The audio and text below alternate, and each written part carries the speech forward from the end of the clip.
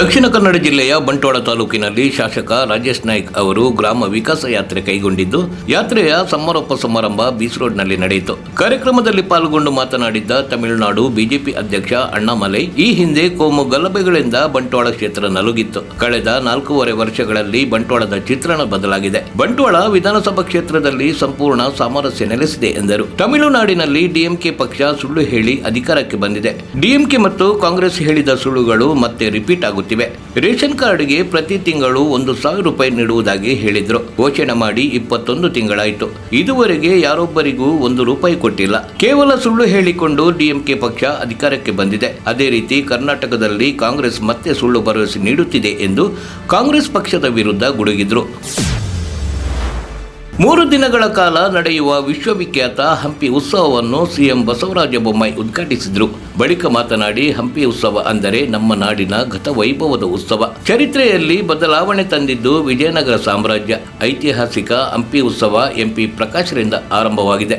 ಹಂಪಿ ಉತ್ಸವ ರಾಜ್ಯದ ಗತವೈಭವ ಬಿಂಬಿಸುವಲ್ಲಿ ಕಾರಣವಾಗಿದೆ. ಆನಂದ್ ಸಿಂಗ್ ಹೋರಾಟ ಮಾಡಿ ಜಿಲ್ಲೆ ಮಾಡಿಕೊಂಡಿದ್ದಾರೆ. ವಿಜಯನಗರದ ಅಭಿವೃದ್ಧಿಗೆ ಆನಂದ್ ಸಿಂಗ್ ಶ್ರಮಿಸುತ್ತಿದ್ದಾರೆ. ನೈಸರ್ಗಿಕ ಸಂಪತ್ತು ಮತ್ತು ಇತಿಹಾಸ ಬಿಂಬಿಸುವ ಕುರುಹು ಇಲ್ಲಿವೆ.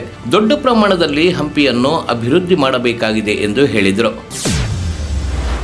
ಫೇಸ್ಬುಕ್ನಲ್ಲಿ ಪರಿಚಯವಾಗಿ 8 ತಿಂಗಳ ಹಿಂದೆ ಬೆಂಗಳೂರು ಬಿಟ್ಟು ಹಾಸನಕ್ಕೆ ಬಂದವಳು ಇದೀಗ ಅನುಮಾನಾಸ್ಪದ ರೀತಿಯಲ್ಲಿ ಸಾವನ್ನಪ್ಪಿದ್ದಾಳೆ.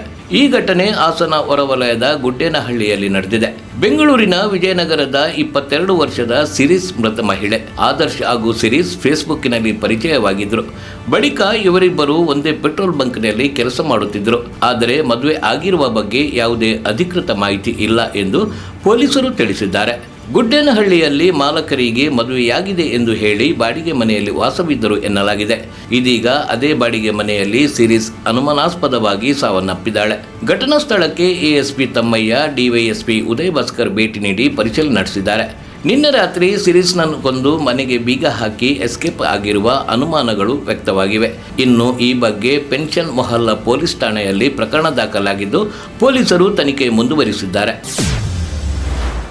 ಪ್ರಧಾನಿ ನರೇಂದ್ರ ಮೋದಿ ಅವರ ವಿವಾದಾತ್ಮಕ ಬಿಬಿಸಿ ಸರಣಿಯನ್ನು ಪ್ರದರ್ಶಿಸದಂತೆ ತಡೆಯಲು ದೆಹಲಿಯ ಜವಾಹರ್ಲಾಲ್ ನೆಹರು ವಿಶ್ವವಿದ್ಯಾಲಯವು ಕ್ಯಾಂಪಸ್ನಲ್ಲಿ ವಿದ್ಯುತ್ ಕಡಿತ ಮಾಡಿದ 2 ದಿನಗಳ ಬಳಿಕ ದೆಹಲಿಯ ಇತರ 2 ಉನ್ನತ ವಿಶ್ವವಿದ್ಯಾಲಯಗಳಾದ ದೆಹಲಿ ವಿಶ್ವವಿದ್ಯಾಲಯ ಮತ್ತು ಅಂಬೇಡ್ಕರ್ ವಿಶ್ವವಿದ್ಯಾಲಯದಲ್ಲಿ ವಿಶ್ವವಿದ್ಯಾನಿಲಯ ಆಡಳಿತ ಮತ್ತು ಪೊಲೀಸರು ವಿದ್ಯಾರ್ಥಿಗಳೊಂದಿಗೆ ಇದೇ ರೀತಿ ಬಲಪ್ರಯೋಗ ಮಾಡಿದ್ದಾರೆ.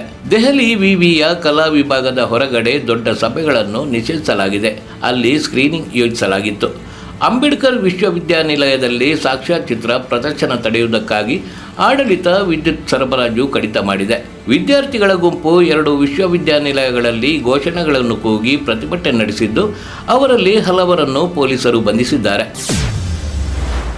ಸ್ನೇಹಿತರಿಗೆ 1 ಲಕ್ಷ ರೂಪಾಯಿ ಸಾಲ ಕೊಡಿಸಲು ಮಧ್ಯಸ್ಥಿಕೆ ವಹಿಸಲು ಹೋಗಿ ಸಾಲಗಾರರ ಕಿರುಕುಳದಿಂದ ಬೇಸತ್ತು ಮಹಿಳೆ ಆತ್ಮಹತ್ಯೆ ಮಾಡಿಕೊಂಡ ಘಟನೆ ಕೋಲಾರ ಜಿಲ್ಲೆಯ ಬಂಗಾರಪೇಟೆ ತಾಲೂಕಿನ ಅತ್ತಿಗಿರಿಕೊಪ್ಪ ಗ್ರಾಮದಲ್ಲಿ ನಡೆದಿದೆ. 53 ವರ್ಷದ ಪದ್ಮ ಆತ್ಮಹತ್ಯೆಗೆ ಶರಣಾದ ಗೃಹಿಣಿ. ನನ್ನ ಸಾವಿಗೆ ಸ್ನೇಹಿತರೇ ಕಾರಣ ಎಂದು ವಿಡಿಯೋ ಮಾಡಿಟ್ಟು ಮಹಿಳೆ ವಿಷ ಸೇವನೆ ಮಾಡಿದ್ದಾರೆ. ಪದ್ಮಾ ಅವರು ದೇಶಿಹಳ್ಳಿಯ ವರಲಕ್ಷ್ಮಿ ಎಂಬವರಿಂದ ಸಾಲವನ್ನು ಪಡೆದು ತನ್ನ ಸ್ನೇಹಿತರಾದ ಅತ್ತಿಗಿರಿ ಗ್ರಾಮದ ಭಾಗ್ಯ ಮತ್ತು ಸಮೃದ್ಧಿಗೆ ಸಾಲವಾಗಿ ಹಣ ಕೊಡಿಸಿದ್ರು. ಆದರೆ ಇತ್ತೀಚೆಗೆ ಸಾಲದ ಹಣ ಹಾಗೂ ಬಡ್ಡಿ ವಾಪಸ್ ಮಾಡದ ಹಿನ್ನೆಲೆ ಕಿರುಕುಳ ಹೆಚ್ಚಾಗಿತ್ತು. ಈ ಹಿನ್ನೆಲೆಯಲ್ಲಿ ಪದ್ಮಾ ಸಾವಿನ ದಾರಿ ಹಿಡಿದಿದ್ದಾರೆ.